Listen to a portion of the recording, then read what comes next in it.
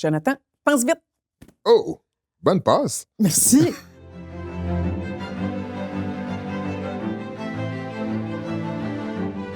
Là, tu tiens un ballon de football dans les mains. J'aimerais bien que tu nous dises d'où vient ce ballon-là, puis ce que ta carrière de footballeur professionnel t'a appris et qui t'a été utile dans ta profession d'avocat.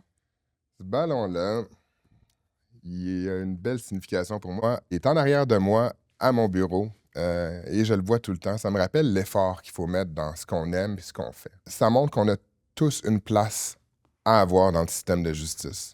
Le groupe de travail de Bertha Wilson, tu étais la seule Québécoise et la seule francophone sur ce groupe de travail-là. Ouais. C'est quoi, c'était en 93?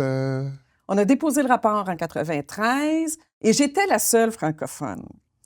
J'étais dans un petit cabinet de droit criminel en défense et c'est pour ça qu'on m'avait demandé, j'étais aussi au comité sur les femmes dans la profession du barreau du Québec. Il faut savoir, moi, j'étais présidente du comité filles à la garderie quand j'étais petite. Hein? Alors, mon engagement envers les femmes date de quand même longtemps. L'importance d'avoir été une francophone, c'est d'avoir amené aussi le caractère distinct du Québec. Ma question pour toi, après avoir travaillé sur le groupe de travail et maintenant avoir passé à travers la magistrature, je ne sais pas si on peut dire passer à travers la magistrature, mais... Oui, peut-être. Et maintenant, de ta vision là, du groupe de travail, comment tu as vu l'évolution?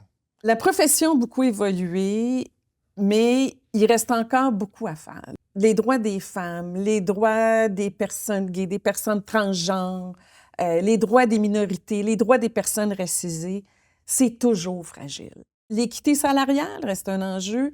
Les derniers chiffres du barreau du Québec le démontrent encore, qu'il y a toujours un écart salarial entre les avocates et les avocats.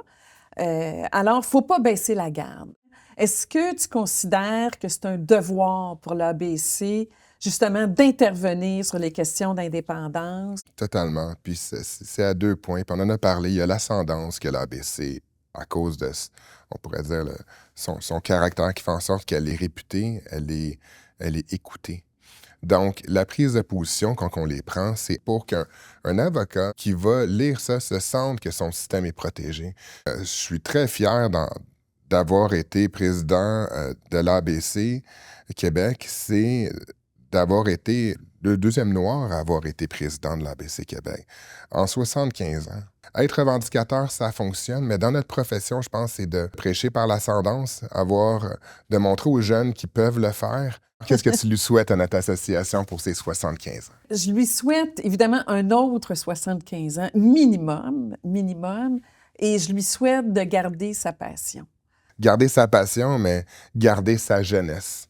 Et puis sa jeunesse va venir par les membres qui vont s'impliquer, par les membres plus vieux qui veulent garder leur jeunesse en transmettant leur savoir et puis en gardant justement cette connectivité entre tout le monde pour qu'on soit capable d'en avoir un autre 75e. Alors moi, je vais dire longue vie à l'ABC Québec. Alors toi, tu seras là pour le prochain 75e. Moi, j'en doute un peu. Longue vie à l'ABC. Longue vie.